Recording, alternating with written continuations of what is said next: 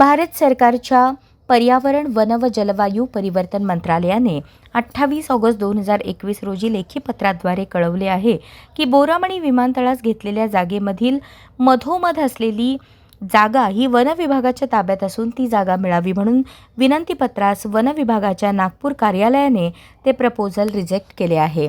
असे असताना देखील जिल्हाधिकारी आणि पालकमंत्री हे होडगी रोडवरील विमानतळावर नाईट लँडिंग करायचे सोडून सोलापूरकरांची दिशाभूल करत आहेत असे विकास मंचचे स्पष्ट मत आहे।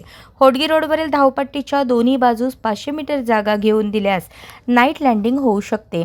ज्या जागा अतिक्रमणामध्ये आहेत त्या न्यायप्रविष्ट आहेत, त्या घेण्यासाठी 900 ते 1600 कोटी लागतील, पण आम्ही फक्त नाईट लँडिंगची मागणी करत आहोत, ती थोडक्या खर्चात होऊ शकते। सुशील कुमार शिंदे हे देशाचे गृहमंत्री असताना याच धावपट्टीवर नाईट लँडिंग व्यवस्था होती, ती बरीच वर्षे वापरात नसल्याने लाईट खराब झाल्याने काढून टाकण्यात आल्या। मग आताच परत बोरामणीचे गाजर का दाखवण्यात येत आहे त्याच विमानतळावर त्वरित नाईट लँडिंगची व्यवस्था करावी व विमानसेवा सुरळीत करावी अशी मागणी विकास मंच सदस्यांनी केली आहे। अशाच नवनवीन अपडेटसाठी जनता राज्य न्यूज चॅनलला सबस्क्राईब करा, लाईक करा आणि शेअर करायला विसरू नका।